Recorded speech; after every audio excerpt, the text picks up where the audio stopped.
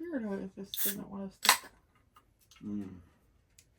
What's this one? Tropical? The tropical. I like that one a lot. You see.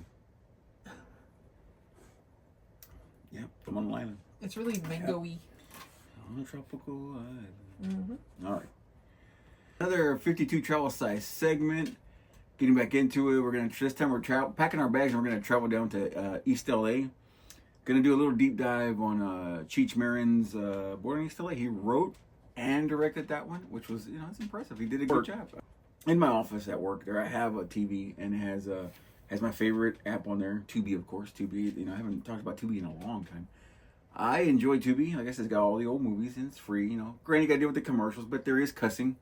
Cause like I was trying to show some of my students, I was trying to show them Goonies on TV, but it wasn't. It was like on YouTube TV, but they cut the cursing out and they went to commercials. It was terrible. But anyway, they got the gist of the movie. But anyway, I try to introduce them to older movies that I watch, but I do it easily. I do it slowly. I don't do it. I don't say, hey, sit down. I'm gonna show you this. No. I usually have it on in the room when they come in. When I'm gonna teach them something. We're learning like the first 10 or 15 minutes they come in, and TV's on, and they're interested.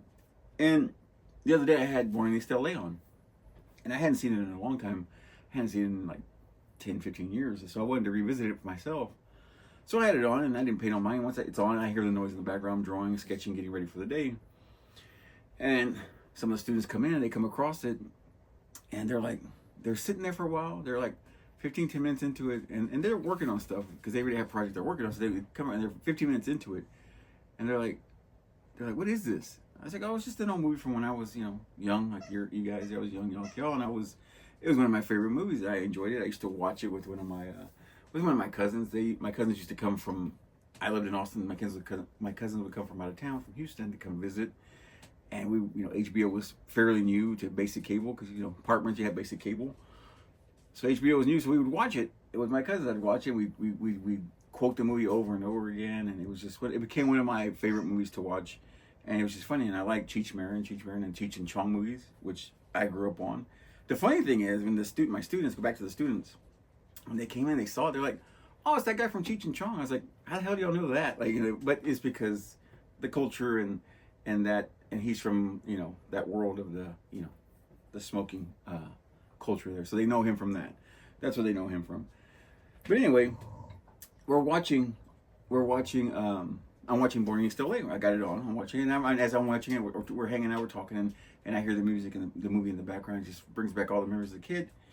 But I brought it up to them. They were interested, and I was watching it, and it just, a lot of things kind of sparked off. It was like, there was a lot of, what is it? What do they call it? The 7 things. By the way, Jennifer was a little under the weather, but I forced her to come on anyway. So I made her, came on anyway, because I like to have her, like I said, I like the company. I like to have a little company.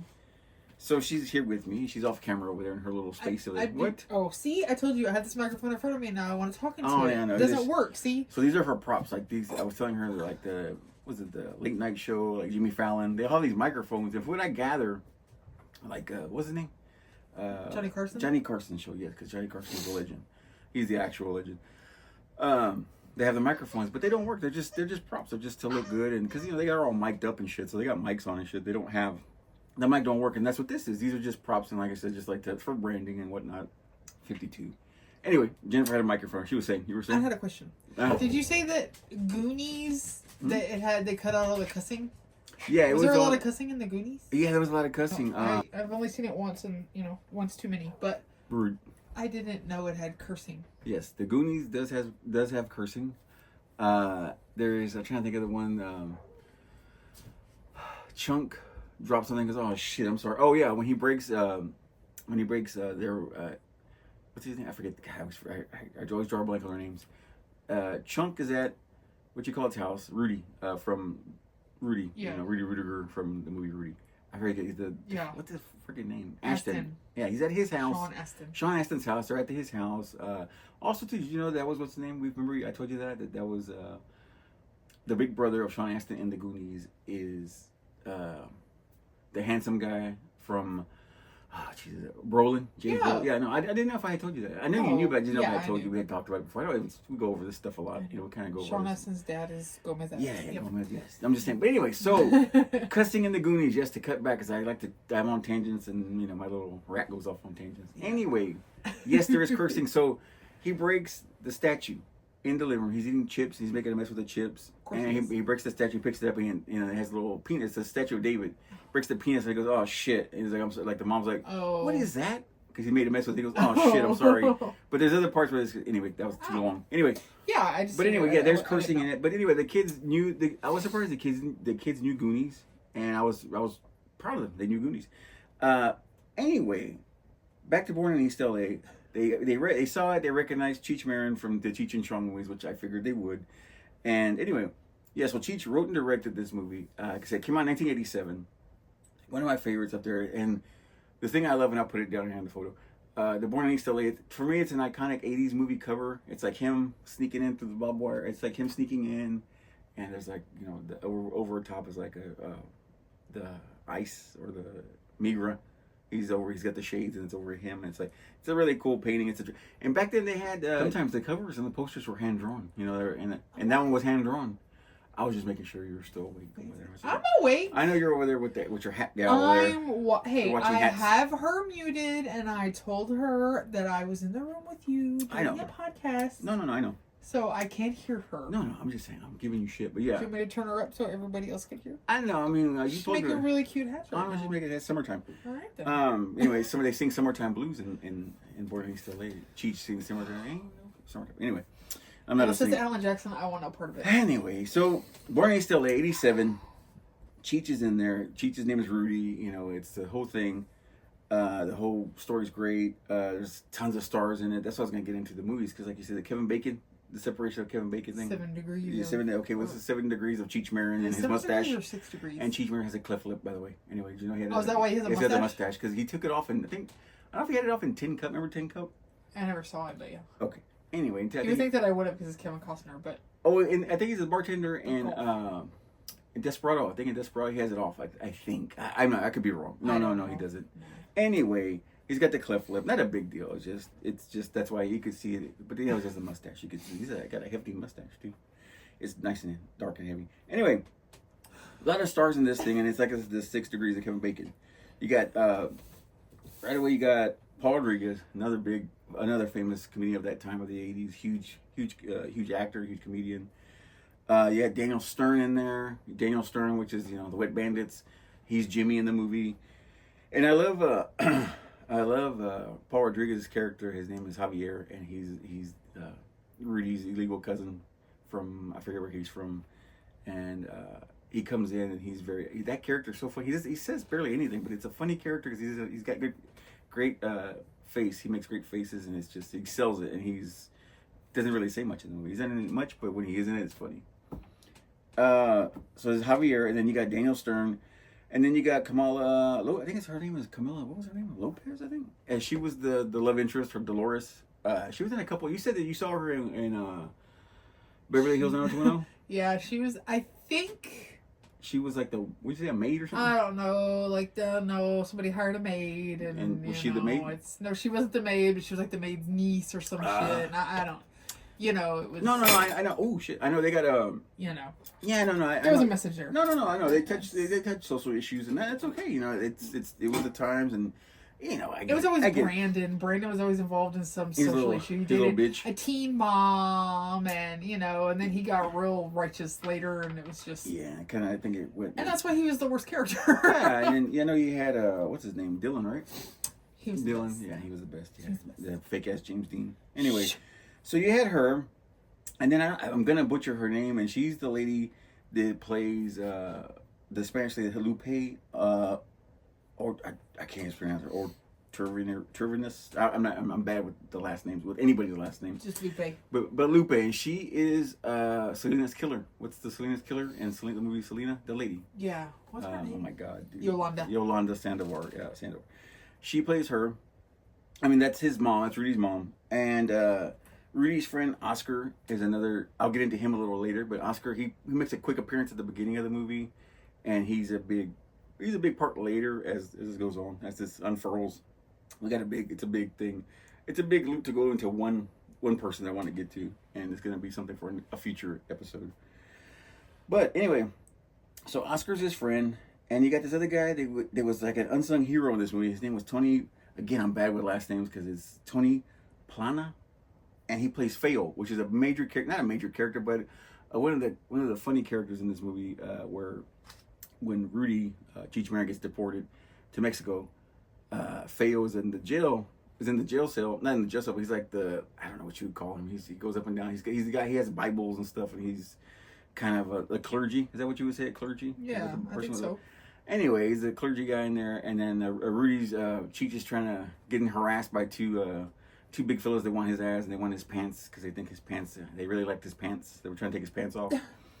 And Feo comes in and saves him, and tells him. And growing up as a kid, we used to love Feo's lines, his quotes in the movie. Is like he'd pick up the Bible, say goodbye, me Satan, and it was just me and my cousins would do that quote all the time. It was just one of the best quotes and the silliest things at the time as we were kids. We thought that was the funniest thing we had ever seen. But again, I'll put the little clip down there so you can see what I'm talking about if you haven't seen Born in East LA. But anyway, Faye was a good was an important character. He was always getting Cheech out of jail and getting him out of predicaments while he was in jail, and had him tattooing and stuff of that nature. But anyway, so you had that character, and let me see who else. And then Jimmy again, Daniel Stern, Wet Bandits. His name was Jimmy, and he befriended Cheech when he got over there to Mexico, and they became friends. He would get him odd jobs so he could make money, so he could pay his way back to the U.S. Be a coyote and get paid the coyotes and get him back to the U.S.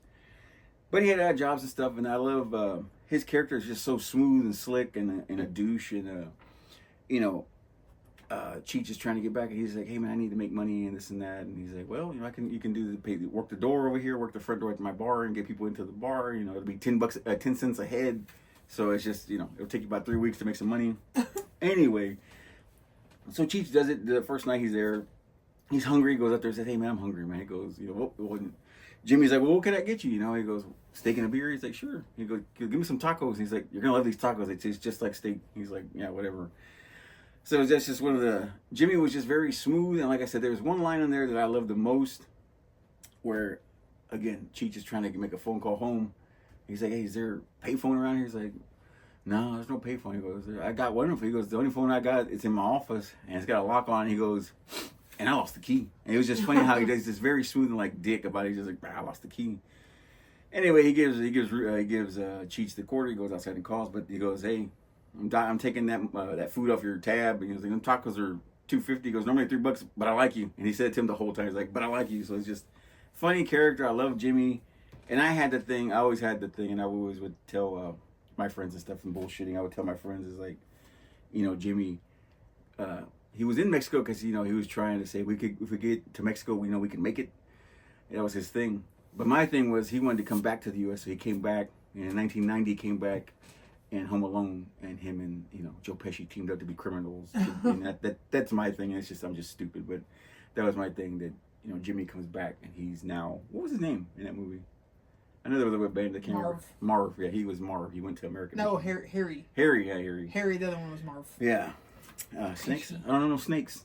Yeah, they didn't know snakes. I don't know snakes. So anyway, there was a lot of people in there. So back to the lady Lupe that played Yolanda Sandoval in the Selena movie. She was also in back to the Goonies. That's why I'm glad you brought up the Goonies, because she was in the Goonies. She was Rosalita. She was their maid. She was cleaning up, and she was packing them up. She was packing them up to get them. They were moving because they were gonna take away their homes and whatnot. So she was gonna help the mom pack up the stuff, and she was in there. And she was so what was it? Corey Feldman. He knew Spanish, and he was translating for them, and he was creeping her out with all the creepy shit he was saying. He was like, they had drugs and they had sex toys, and you're gonna pack up the sex toys in this way, and the drugs. He was. He was fucking with her, and she was just freaking out. She was hilarious, man. And she didn't say much in the Goonies, but she had moments where she was real funny. But yeah, she was in that. She was in the Goonies, and she's from born in El Paso, Texas. Went to Denton, Texas. She went to college in Denton, Texas, and became a social worker. It's funny because her and the girl Dolores the main character girl in Boarding East LA. They were both into political activists. They turned into that in their later years. They went into that kind of role. But it was just funny. They both started doing that at the end of their careers. But yeah, Lupe went to El Paso. She was born in El Paso. Went to college, Denton. Graduated. Went to started working in social services and became a social. And that's what she did. And then also she was in another Lupe, Selena's Killer. She was also in another movie that one of my movies I enjoy watching is she was in Blood In, Blood Out. And that's a movie from 1993. And she played Carmen in that movie. She was a drug dealer, Carmen. And her and another gal, which I'll go into the other gal in a minute. But she was a drug dealer. And I don't know if it was her or the other gal, Benjamin Pratt. What's his name? Benjamin Pratt? Brad? Is it Brad? Brad. The Hispanic kid, right? Looking at Pratt. I was Pratt. Jesus Christ. Is it Brad or Pratt? I think it's Brad. Yeah, geez, I'm thinking about fucking other ones. Chris Pratt. Chris Pratt, Benjamin Pratt. I think that's what we're doing. Okay, so anyway, they're in Blood In, Blood Out, and he's an undercover cop. I know I'm going to another movies, but it's just because all these people were connected. He's a cop, undercover cop. He's busting Lupe in them. He's busting them. She's a drug dealer, and somebody, I think her or the other guy, throws like some kind of chemical in his face, and it was a funny scene. Anyway, he busts them. But the other lady that was in the scene with Lupe, they were drug dealers, was a lady by the name of Evelyn Guerrero. And Evelyn Guerrero she was playing, and her and Lupe were drug dealers. And it's like one of them threw chemicals on Benjamin Bratt's face. Yeah, Jesus, man, all these fucking names, man, I gotta get them all straight. Anyway, and Evelyn was she played a big role in Cheech and Chong movies. She was Donna. She was always named Donna. She was always the love interest of Cheech. She always had her knockers out. She was always down. She was an attractive gal when she still was at the end of her career, or she's retired now, but she was always an attractive lady. But she was always the main the love interest for Cheech in the movies of the Cheech and Chong movies, and she was with him all. Like I said, she did a lot of movies with him. And in those Cheech and Chong movies was Pee Wee Herman. This is all going to tie in together at the end, towards the end. So Pee Wee was involved. That's where I first saw Pee Wee Herman. He was he was a drug dealer in the Cheech and Chong movies. He was a coke guy, and he was selling coke to Cheech and Chong. They were selling coke, and they were doing coke underneath the table in one movie. Anyway, so Evelyn was with Evelyn Guerrero. She was in all these movies. Big star. She did a lot of stuff. And then another fun fact: she was married to Pat Morita. She met Pat Morita when she was 15, and then 30 years later they reunited. They ran into each other 30 years later down the road. In 1994 they got married, and then he passed away in 2005, and that's when they split up. I guess. Yeah, I didn't know what the right word was, but they kind of not choice. That kind of was forced upon them. But yeah, Pat Morita was married to her, and I didn't know. And that's when I was reading into this thing. Because I was just trying to see who all these characters were, these people were, because I all the faces I recognized them. I was just trying to put faces to names, and that's when I found out that she was married to And that's why I love IMDb. Yeah, for sure. Because I get on there and I read about this person, and it breaks it down. This person. Yeah. And then the other thing, she also helped Pat Morita with his. I haven't seen. I need to see it. It was something like not just Miyagi, but the Pat Morita documentary. And I need to watch that because it looks like something that would be up my alley. Because like I said, I always love Pat Morita. He was on Happy Days. Do you know that? Oh yeah. Happy Days? Yeah. I do remember that. You told me that. He looked the same. Even then, he looked the same. He always had the same look. He always looked 70. And even now, he was probably 30. He probably was. Excuse me. And so Evelyn, she did that. Did the Cheech and Chong movies. She married Pat Morita. Pat Morita? Jesus Christ. Yeah, I didn't know how you pronounce it. Yeah, anyway. Mr. Miyagi. Mr. Miyagi, yeah. Yeah, and so that was how they were all connected. All these people, it's just funny how they were all together in all these movies, and they all work together. It's just, I think when it's just like anything else, when you find people you work well with together, I think Cheech likes to use the same people, It's like Tim Burton. Tim Burton, yeah. And a lot of them do that. Like all those, all those, like the movies you hate, like the Chasing Amy movies, all that stuff. They all use the same characters. Ben Affleck, Matt Damon. All the ones that I like, the Jason Segel. Yeah, they all use the same people. Leslie Mann. Yeah. They're always in the same. Yeah. Jonah Hill. What is that thing? This is 40.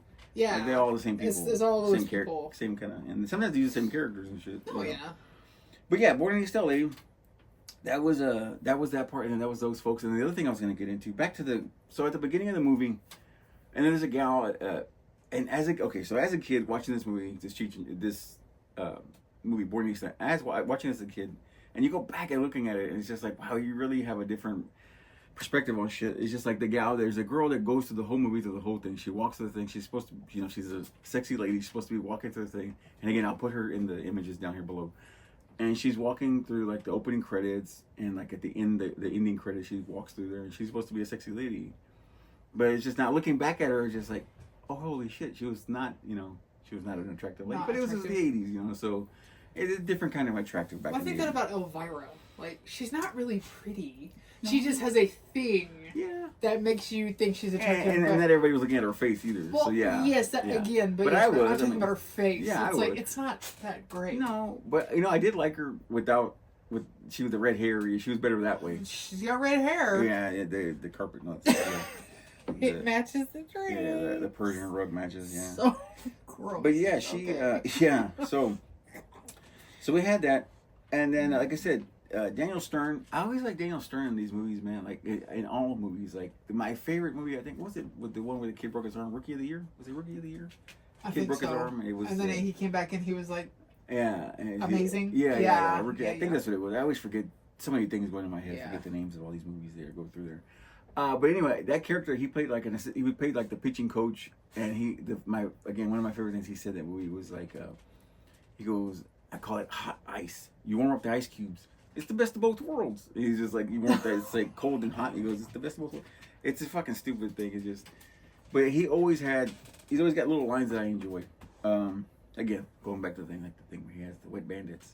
He always has the lines that hit and they stick with you. So anyway, back to the beginning of the movie. I'll go all the way back to the beginning. Anyway, Rudy is stuck in Mexico. Makes all the money with Jimmy. He gets out of there. He gets all these predicaments. And one of the funnier scenes, one of the funnier scenes that I think is funny, is when Rudy Cheech is teaching some of the guys that are there, because some like they had other than OTMs, other than Mexicans. So it was other than Mexican. And the kid. Oh, by the way, go back real quick. Slow down. My students, when they were watching this, they're like, hey, this is pretty offensive, huh? They thought it was hilarious.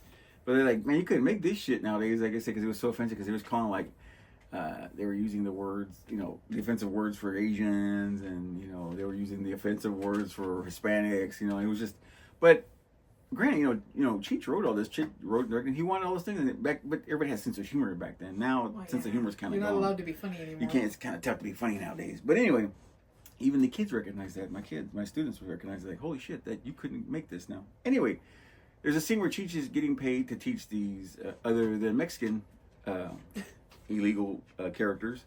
And there's Asians, and they're like different walks of different ethnicities, I guess. Yeah. And he's teaching them how to be Hispanic. And again, it'd be a stereotype now. People would be outraged at what he was teaching them to be like an essay, and how to catcall women and stuff. He's being very offensive. We need to bring that back. Catcalling. I just don't have a problem if I was walking down the street and some dude yelled at me. I mean, I feel good about myself. Well, yeah, it's just like that. You don't get that anymore. Yeah, because you're called for what is it? Sexual harassment. Yeah, whatever. HR and shit gets involved and all this good stuff. No, I get it. I don't mean it in the workplace. I just meant in out just the open. Like, yeah, construction workers. Past construction workers and get yelled at. You know what I mean? It's like, come on. Yeah, I get it. But anyway, yeah, he's teaching them how to catcall these guys. He's teaching them how to wear them bandanas lower, so that makes them bad. The lower you go with your bandana, you're cooler and badder. And just teaching them how to be, just being like how you would say that, like the Chicano style, Is that why you wear your hat in your eyeballs so you look bigger? No, I got that from. No, I'm trying to think where I stole that from. Not stole that from. I just kind of lifted it and borrowed it from Jesse James. So Jesse James, when I used to watch him build motorcycles, I mean, his hat was always like, it was always on his eyeballs. Well, yeah, yours is too when it's a straight bill. Yeah, and like I said, he was. Much anymore, though. No, not so much anymore. Kind of, you change. You grow. Like but I do like the hype. I do like the flat bill still. I still enjoy them. Sure.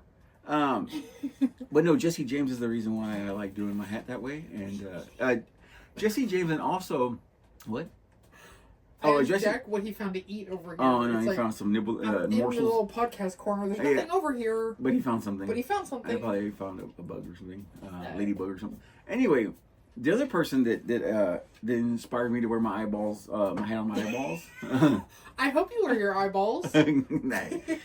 Was the thing? Remember that show we used to watch, the street racing from Oklahoma? Yeah. Big Chief. Yeah. He wore his hat in his eyeballs. Yeah, I enjoyed him. Yeah, I mean that was. I know the show was bullshit, but I enjoyed the show. It was like drag, racing and shit. I think he drag races now, right? I think that's what he does now. I don't even. I think that's what he does now. I think he officially drag races. He went legit or whatever. Yeah, he doesn't do like he wasn't legit before. Wink, street wink. Racing, yeah. Yeah, I like how they were always like blocking up the street. Well, like, yeah, it's not street the cops racing are coming. if their roads are closed. Yeah, it's all strategeries. Yeah, Stupid. strategeries. Yeah. But yeah, anyway, but that's where I got the hat from, being in my eyeballs. Jesse James mainly, because Jesse James is legend. He's a legend. He's cool. Yeah, I love that guy. Anyway, so again, Cheech Martin teaches these guys how to be, essays, and he teaches them he gives them tattoos on their hand and everything, so they fit in. So when they go to, the U.S., LA, they fit in. They're seamless. So it's one of the funniest scenes there, is teaching how to say, what's happening is one of the big catchphrases in the movie there. Again, all these things, I'll stick all the little images down there so you can see what I'm talking about if you haven't seen the movie. Cheech gets the money. The thing about it is, this movie is it addresses, and I back in, like I said, the 80s, love the movies, and now if you did that movie, it'd have a message. It would be bashing the current office, whatever the case. And like I said, I don't want to go to a movie and be force fed what's going on in real life. I don't need that. But the thing that Cheech Martin did on this movie with Born in East LA, he touched on it.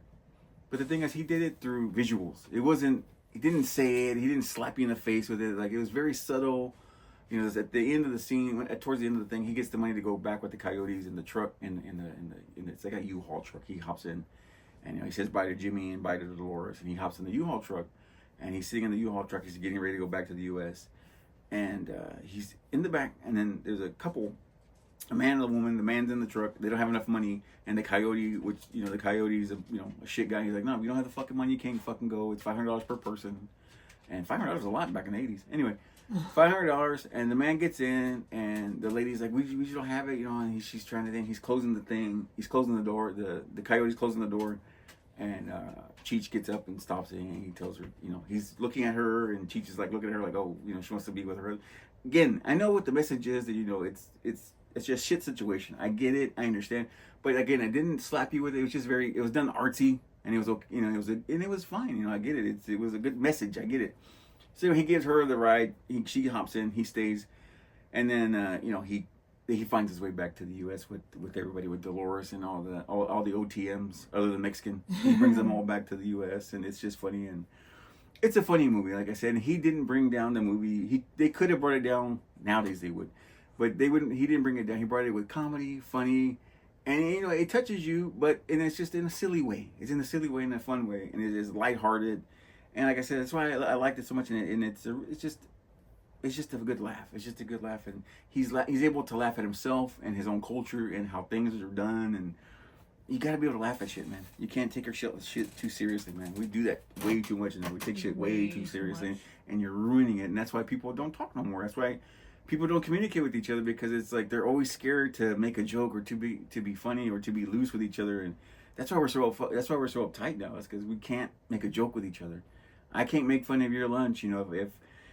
If my Asian friend comes over here and I say something about his lunch, he's gonna get offended. Or if he's I'm Native American, so I don't have a lunch, so mine's gonna be hot dogs, pizza, whatever. So you can make fun of my shit because it's who gives a shit. I'm not offended by anything, but I can't. I wanted to make fun of his hair lip a little more, but I just, Yeah, I mean, and that's just, that's just good old timing fun. You think about him, you think about, I mean, shit, Family Guy did it on a big stage. That's what I was thinking Family Guy about, Family Guy the did soup and the spoon.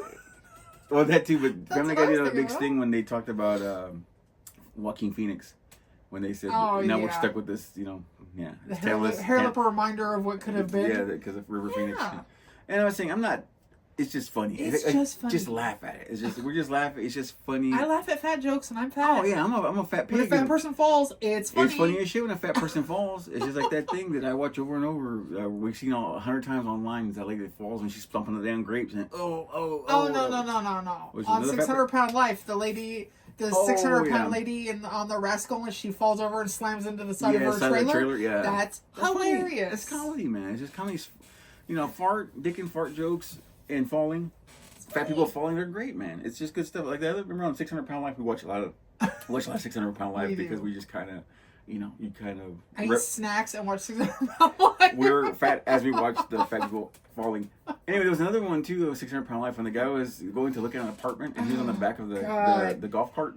And they hit the bump and he fell out of it. That guy was a piece of shit. Yeah, he was a dick. Remember he was on Dr. Phil? Yeah, he was a douchebag. And he was an asshole, man. So it's bad enough you're already heavy set and you're gonna be a dick on top of that. It's like you're asking for it. Like you're asking for you got to put a fat ass target on yourself. There, you got to be careful with that. Anyway, it's a big target on him. It's a big target. Anyway, I want to go back to Feo. Feo, the guy that was I guess what did I say he was? Like not the minister, but the clergy. The clergy. He has the Bibles and stuff. He's always trying to preach the word to you. Feo, I had to go back to him because he plays he's a big movie. Yeah, he's a big actor as well too, and he's in one of my favorites, and I think Jennifer's favorite too. Three Amigos. You like Three Amigos, don't you? You didn't like it. It was okay. You didn't care. No, I know Steve Martin is my favorite human, but I just didn't. Chevy Chase is in there, so I love. I love Chevy Chase too. Yeah. Don't care what anybody says. He's hot, but no, it was okay. Martin Short, you can give him leave him. I love him, but I have a sentimental place for him because of Follow the Bride. Oh yeah, Follow the Bride. Yeah, so. Yeah, I got you. But anyway, so he's in. Feo is in Tony Plana. It's Plana. Plana. Yeah, sure. Tony Plana. But Feo, and then I'm gonna say his name. And in the Three Amigos, he's Jefe. He's second in command to El Guapo. El Guapo is that's Ricky. That's Jack's my boy. That's Jack's bird on. Guapo. But my friend Ricky. My friend Ricky from Austin, we used to call him El Guapo. It was just funny. We kind of picked on him about that. Again, when we were kids, we make fun of each other. The whole thing, like I tell the students now, it's like, if I don't make fun of you, it means I don't like you. If I make fun of you and we're being silly together, I like you. You know what I mean? Like, it's just a thing. It's just like guys are like that, you know? I was just thinking about poor Guapo when Jack had him in that cage and it had the blanket over it and he was carrying it and then he was yelling at Will and he was like shaking the shit out of the cage and poor Guapo got the hell shook out of him. Yeah, Guapo. Yeah, I forgot about that too. I forgot about Will and Grace and Guapo. But anyway, so Jefe is second in command to El Guapo in Three Amigos. And again, I always love lines and quotes and shit like that. And his thing was when they talked about a plethora. He had a plethora of balloons and decorations, and he's like, "Well, what's a plethora?" So they were discussing, what a plethora. And it's just these are. It was just funny because that's a valid question, though. No, I said, but they were being funny because the thing is, like, they were bandits. They were Mexican bandits, and they didn't have any education. And they were talking about a plethora. They were trying to have a good vocabulary. Really, what makes a plethora? How many is a plethora? That's what they were going. That was the beat. That's what I'm saying. It's a valid question. Yeah. I like that. I think it was. Is there? Let's see if there's a definition on how many. How many is in a plethora? Like a shit ton. Like a shit ton and a boatload, boatload and anyway. So yeah, Feo was second in command in Three Amigos. And then again, I'm finally gonna get to this guy, Oscar. Oscar, Rudy's friend. At the beginning of the movie, Rudy's at work, Cheech. And when he's in the movie, he's at work. He works at a garage. He's a mechanic. He's working on the stereo of the hot lady that's walking through the movie through the whole time. She's a redheaded girl. She's a redheaded girl in the green dress. That's how she's addressed through the whole movie. Okay. And she's hot. She's hot. 80s hot. 80s and I'll show you. 80s hot, which is not hot because, sorry, but look at Hollywood mold. 80s hot's not hot. Sorry. I got it. It's tough, man. It's tough. It's tough to take those shots, No, it's because you just don't want to admit it. It should be easier for you to admit now. Well, yeah, she's tough to like now, but I did enjoy her at the time. I did find her. She was a rare thing back in the 80s. But now think about who she is. True. So let that get ruined for you. So Rudy was working in the garage, and his buddy, he's talking to the girl, the redheaded girl in the green dress. Rudy's talking to her. He's working on her car. He's working on her speakers. She blew her woofers apparently, He blew his woofers one time, and I think he said he blew his woofers. I forgot. Anyway, there was a joke in there. Anyway, his friend Oscar shows up, and Oscar has a very distinct voice. And when you hear Oscar talk, you know you've heard that voice somewhere. And if you watch it for the first time, if you go back and watch it, listen when Oscar tells him he's got his guitar ready. He's got Rudy's guitar ready. He repaired it. You know, he made the neck of the guitar straight. You know. And he tuned it and all that stuff. So him and Rudy, they're friends and they're musicians. And they're like, you know, hey, tonight, let's get together, have some beers, have some laughs, play some music. And then Oscar sounded familiar. So I just went back to see who Oscar was. And, you know, I came to find out. I mean, I knew it, but it just kind of a reminder, a refresher to come back when I watched this movie the other day. I was like, oh, shit, what's his name? So Tito LaRiva was Oscar in Born in East LA. And Tito LaRiva is the lead singer. If you've seen From Dusk Till Dawn, he's the lead singer of Tito and the Tarantulas. That's him. He's playing the guitar. He's got the dead body. He's playing the shell of the dead body of the guitar. And that's him. They're also in Desperado. And of course, in the Dusk Till Dawn, everybody remembers the scene. Selma Hayek dancing. They're playing their music while Selma's stripping, with her foot. And and the whole thing, the foot fetish or what's his name, is like, what a bastard. He had to write that in so he could get that, so she could put the whiskey down her toe so it go in his mouth. Fucking, what's his name? Quentin Tarantino. Yeah, what a bastard, to write some shit like Robert that. Tarantino. Yeah, son of a bitch. Anyway, yeah, so that thing, they were in, huh? See, feet. Yeah, and some feet are heinous. The feet that he likes are well, heinous. The Uma Thurman feet, they were bad. Good they were Lord. bad in the truck, yeah. Those were nasty. Yeah, and then the P-Wagon, they were bad, yeah. Anyway, so yeah, Oscar is, he grew up, where did he grow up? So Oscar, anyway, the plethora they were talking about, the piñatas, El Guapo. He was telling Jefe that he had a plethora of piñatas. That's what it was, and surprises. That's what it was. Oh, and plethora is not a specific number. It just means in abundance. Abundance, okay. Yeah, it's not, it doesn't give a specific number. I think it should be over a certain amount, So Tito, his first acting role was Hammy in Pee Wee Herman show. Oh, Pee Wee Herman show. Oh, in 1981. See, I forgot to say that. That's 1981. Not Pee Wee's Playhouse. Yeah. So he was Hammy. That was his first role. And that was one of his notable. But one of his big breakout movies was this. Born in East LA was his big breakout movie. Apparently, he was in Roadhouse as well. Yeah, was he? Yeah, he was in Roadhouse. Yeah, I think I remember saying Boys on the Side. He was in that too. Boys on the Hispanic gentleman, Tito.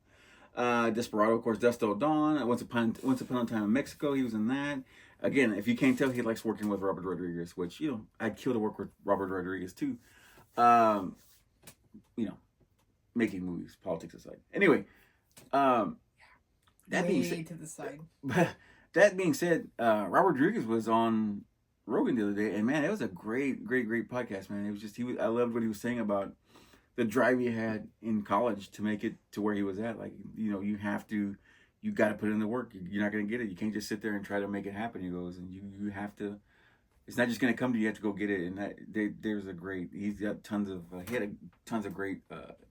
I think he does that now. That's what he does. He's like inspirational, right? But for writers and playwrights and stuff like that, screenwriters and stuff like that. That's what he does. He teaches that now, and he says to use index cards. He goes, I don't fuck with a computer. He goes, index card. I write everything on an index card and lay it out, and that's how I do it. He goes, that's just the way I do my shots and stuff when I shoot a movie or something. That's what I do. But anyway, away from that, so Tito did that. Again, from El Paso, he played like violin. He was a very talented guy. He snuck into one of the Ivy League schools for like a semester, and he stuck into Yale for a full term without being noticed. And after being kicked out of the Ivy League, he moved to Mexico City in '75. And then that's in Austin. He met his wife, and it just became. He lives in I think he still lives in Austin. He still does music. He does film. He still doing. Like I said, that voice of his. When I heard him as Oscar in Born in East LA, I was like, oh shit, that's what's his name. Like right away. When I was the first couple times I didn't know who he was, but now growing up, when I watched, like I said, 10 years ago, I think I watched Born in East LA again. I had revisited it again, and it's like, oh, I think that's what's his name. And I didn't pay attention to it then. But now, the other day, like I said, it was just the right time. I was just listening and watching it, and I was like, I knew that was him. I mean, I heard, oh, yeah, that's him. Like I said, Tito.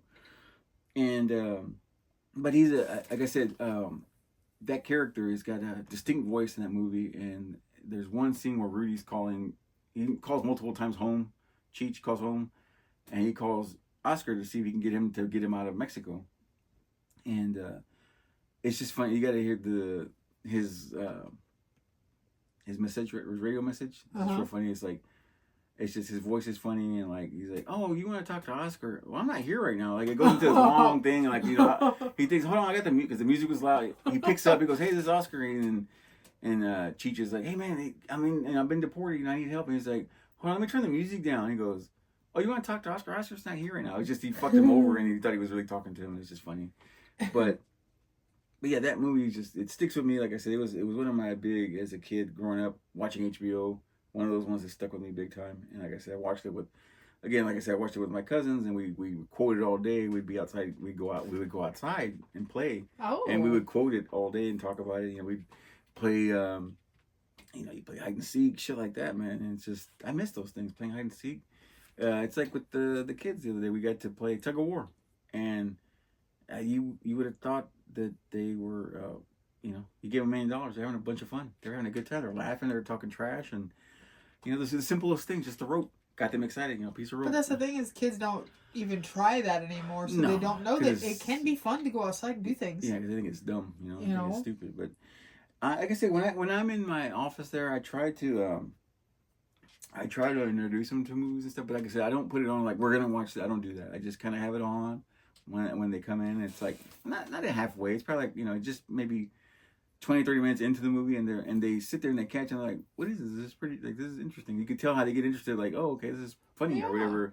I showed them that the other day, and then there was something else I showed them the other day that they really found interesting and thought it was funny. I was surprised they thought it was funny, but I can't remember what it was. I wish I could remember what it was. I think May 23rd? I think it's May 23rd. I think it was the 23rd. I think it's May 23rd. There's a documentary that Pee Wee Herman made.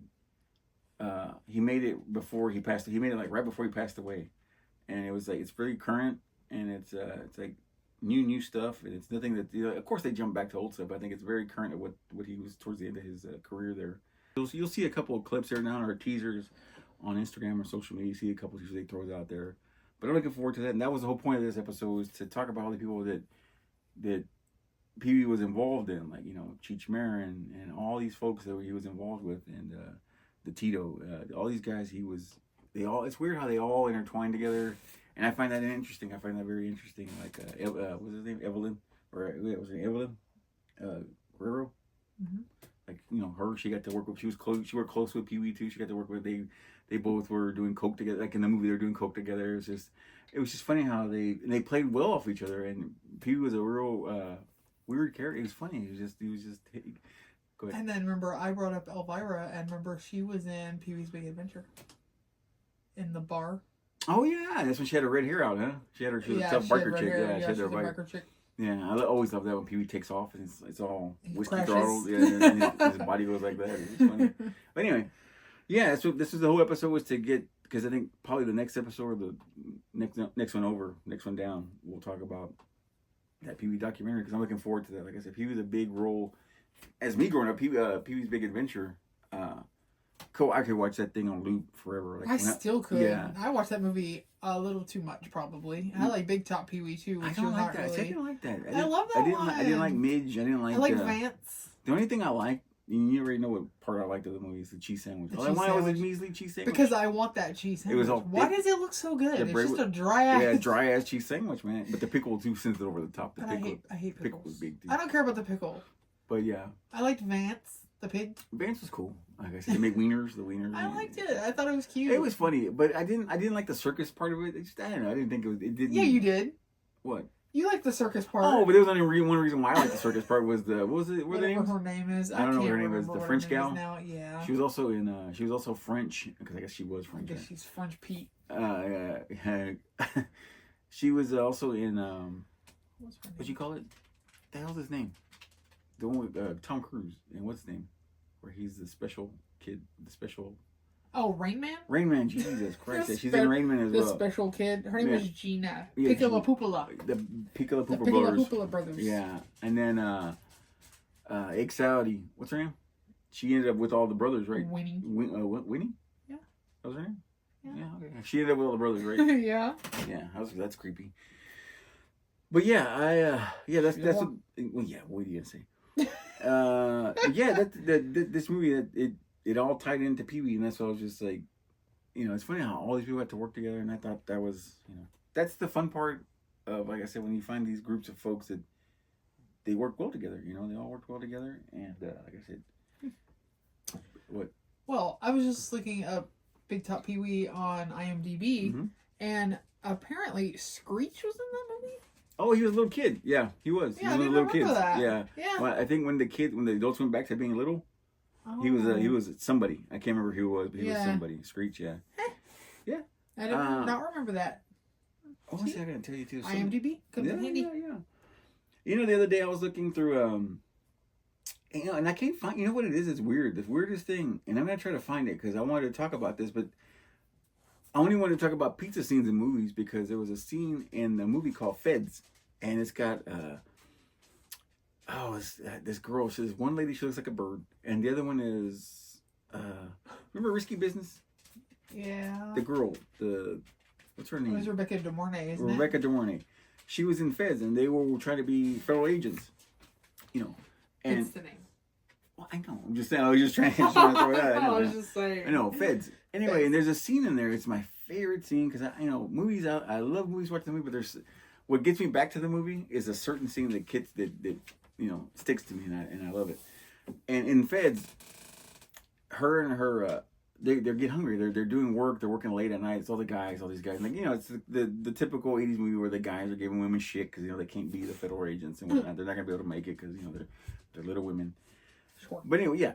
So there's one part there's a scene, a pizza scene, and I love pizza scenes. Just like in Curly Sue, where she's eating the pizza and she's like smacking. And you remember Curly? You don't remember Curly Sue? I showed it to you. You showed that to me. Anyway. Okay, well, I don't remember that movie. Okay, so Curly Sue, she's eating pizza and she's smacking. And it's just really funny, and she's very ridiculous with the chewing, and it's funny.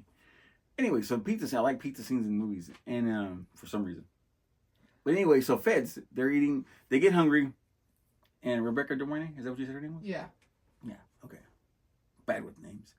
She goes, man, I'd love some pizzas, let's get some pizzas. So they get in, she goes, man, I forgot how it goes, I forget the wording goes how it went, but she was saying something to one of the guys, like the big fella. Of course, she picked out the biggest guy. She's like, I bet you I could eat more pizza than you could. And they were going back and forth. He goes, I doubt it. He goes, I can eat, so many slices of this, whatever. So they get into pizza eating competition. And at first she's keeping up and all that shit, and I forget what they said about the crust. They didn't include the crust. I guess they kept the crust to keep the count. I know what that new guy we watched that eats the crust and everything. Then you got beer. Should. Was it beer? Beer meats food. Yeah, he's awesome.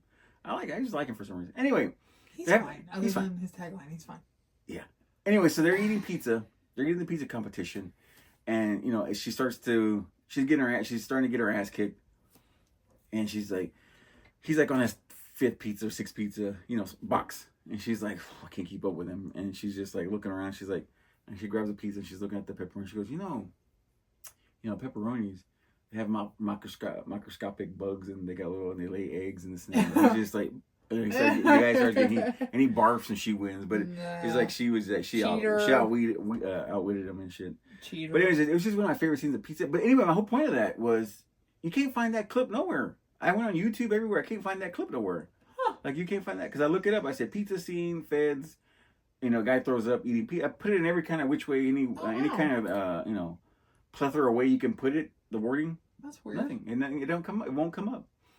But I want to watch that because I like that scene. But anyway, that was, like pizza scene. I was going to pick out pizza scenes like Curly Sue. The best pizza scene is Goofy Movie.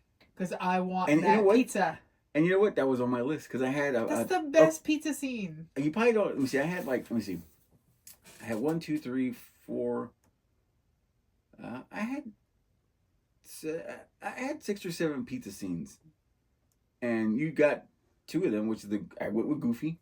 I like that one. Mm-hmm. That would probably be like my top 3. Goofy, the Feds one. The Feds one would probably have to be like number 2, and my number 1 pizza scene would have to be what did I say? Feds. And the Goofy movie would be 3. And number 1 would probably have to be, of course, Spawn. Do you remember Spawn the movie? Okay, so John Leguizamo is... creepy. Yeah, he's got the clown makeup on. And I've told this story before in the podcast before. He has to get there's a pizza laying there, and it's got maggots on it, and he has to eat the pizza. And they use live maggots. And he goes, they told me, can you do this thing? Like, he goes, I can do it. He grabs a pizza, he bites the pizza like that.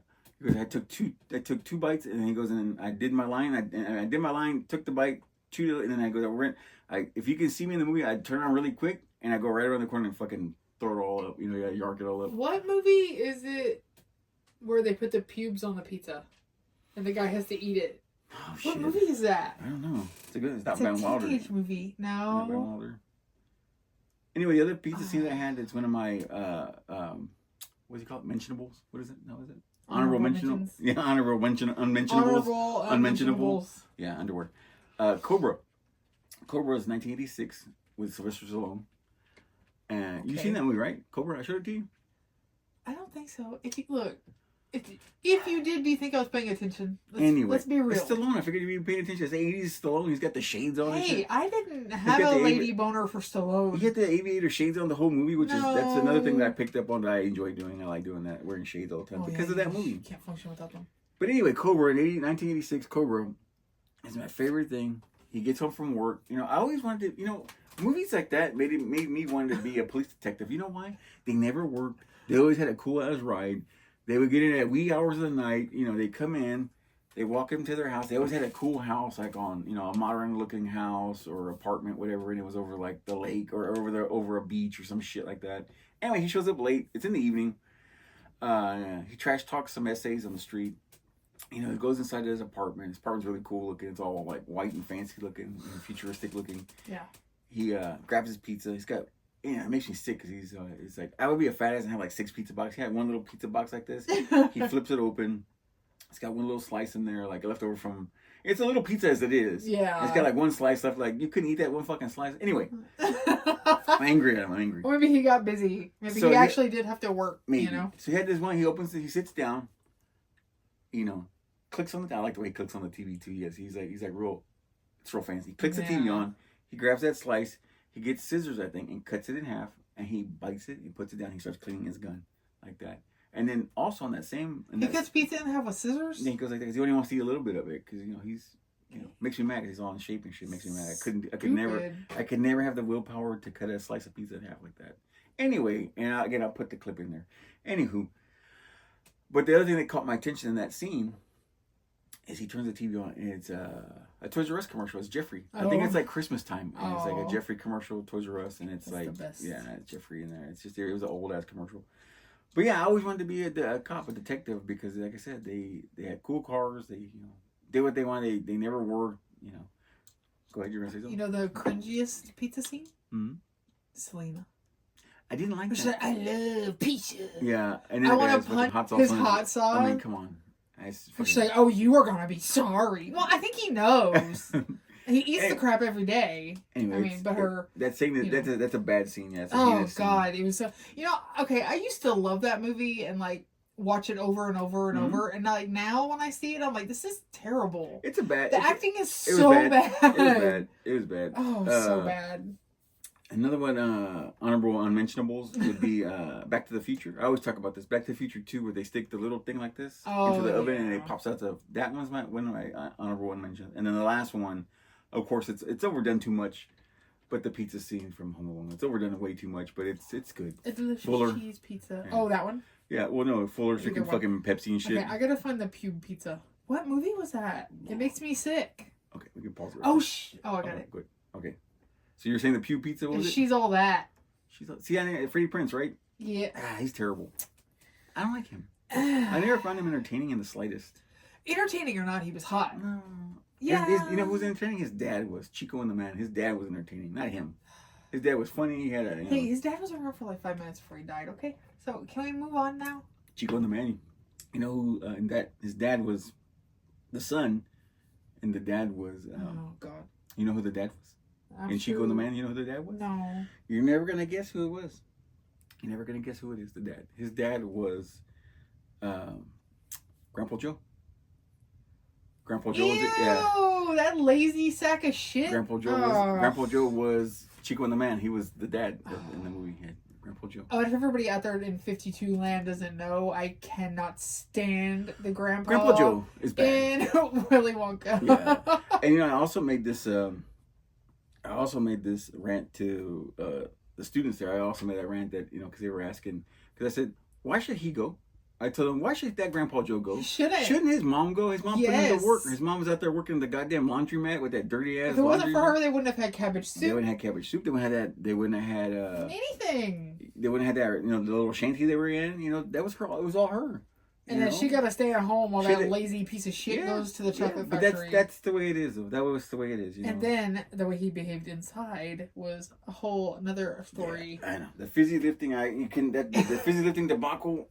No, Pissed. and the jawbreaker debacle when he was lifting gobstopper. Yeah, we'll give it to him. And like, he was an asshole. Yeah, he was dirty. He was shady. That's why you gotta watch him. You know. And then he was all happy whenever he got in that damn elevator. Yeah, like, and then no. And then the thing was, you know, that piece of shit was getting tobacco.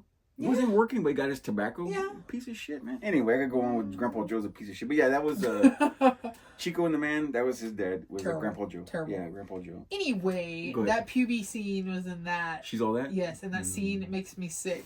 It's like, I can't watch it. I never get into those movies. That era I of love movies, that movie. Because didn't he make a lot of movies? Like in that area, like, was it I love the baseball one that nobody else likes. What's about something dead or something? Something dropped dead or something like that, or something. I don't know. It was another one. I don't know. Summer Catch was so good. You didn't even see that. It had Jessica Biel in it. Don't you like her? No, I only liked her in The Blade 3. That's the only. No, you didn't. You also liked her in Texas Chainsaw Massacre. No, she was alright. They set the camera up her ass. I thought you liked that. Yeah, it was okay. She was okay, and she was also good in was it Frank and Jack Get Married, or who was it? Oh yeah. Chuck and Larry. Chuck and Larry, yeah. She was good in that one. Anyway, it was cute, and it's about baseball, and it has Matthew Lillard in it. I like him. Lillard was in the other one where he was dancing to. I know, but I feel Give like It To Me, Baby. that too, but I could be wrong. The Rick James song, Give It To Me, Baby. He was like thrusting around and shit. I could be wrong. I haven't seen it in a hot second, as the kids say. Yeah, the kids say that. They do say that. Or as Brendan says. Yeah, I haven't seen it in a while, but whatever. But yeah, man, it was it's been an eventful weekend. We had a good weekend. We were fighting with the truck. It's almost done. We're fighting with that today and yesterday a little bit, and it's exciting to hear the noise. Oh, and by the way, I already made a post about this on TikTok and, you know, all the socials and all that crap.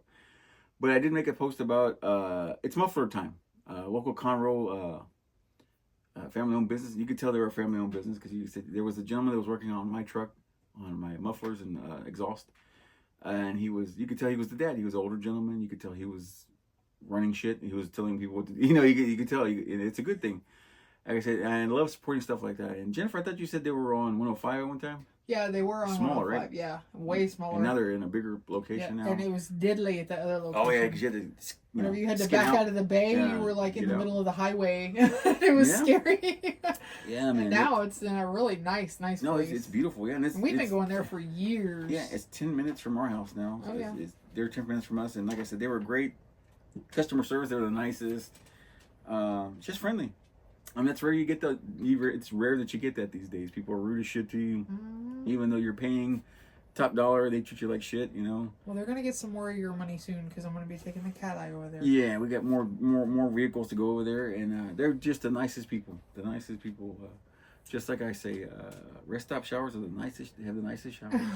They do. No, they were great people. They were nice to us, and I really appreciate that. And if you guys need to do some exhaust, it's muffler time, right? It's muffler time. Yep. Yeah, go see them right there in. Right there in. I like their sign because it looks like it's Miller time. Oh, that's right. Yeah, it's the same font and everything. Yeah, I love that. Yeah, the classic. It's really cool how they did that. And they had the nice country tunes going, huh? They had the nice country tunes blasting. They did good stuff. No. You know what I liked? And I didn't point this out at the time. The dad, he had on creased, starched Wranglers. Old school. Old school. I liked that. Yeah, you don't see that anymore. No, nobody does that anymore. No. You should start doing that. You should bring that back. I know. I think I'm too fat for that. No, you're not. I think they'll be too skinny and they will hurt. No, they don't have to be skin tight. His weren't. I know. I'm just saying. That was just you know. Nah. We'll see what we can do. Let's see what happens. But anyway, we'll see what happens. Get you some Ariats. Yeah. Get you some Wranglers. Go old school. Yeah. But yeah. So that Born East LA, man, it was all that to say that was just Pee Wee. It's coming up, and Pee Wee's all tied into that. And I'm looking forward to the Pee Wee documentary May 23rd. And what else? I think that was it, right? And then we got some stuff going on. We're gonna have some on the. Me and Jennifer are gonna hit the road here in the next couple of months. We're gonna do some stuff, and we'll probably be doing some 52 on location type stuff. I know we're gonna finally, I after 2 or 3 years of this waiting, I finally get to go to the mothership, and I'm excited. It's my first time to visit the mothership. We've seen it. We've been to Austin. We've seen it, and it's really cool. It's outside. We had drinks in the bar area. What is it called? Mitzi's Bar. Mitzi's. We had drinks in Mitzi's Bar before, that was a really cool experience too, because Mitzi's a big part of that whole scene. You know, Pauly Shore's mom. But yeah, I actually get to go into the mothership this time. We get to go see a show this time. We're gonna go see Jeff Dye, and I'm looking forward to that. He grew on me. It's not that I didn't like him. It just wasn't for me. But now he grew on me, and I'm starting to like him. And we're gonna go check out that show, and hopefully we'll see Brian Callen there too as well. In the future, I'm sure. Hopefully he'll be doing more shows there, and we'll see him there. And that's a good thing for us because we're big Fire and the Kid fans, and we're looking forward to that. So we're gonna probably do it on location, you know, a little live stuff there, probably from before we go into the show, of course, because we don't like to disrespect and have our phones on in the shows. But beforehand, we'll probably have to do some stuff at the mothership there, probably at Mitzi's Bar, probably again, do some stuff there. I'm looking forward to that, you know. It's gonna be fun. Yeah, I'm looking forward to that, man. And what else? Is that all we had? I think that was it. That's all we got. I think that was it. Born Honestly kind of went a little long.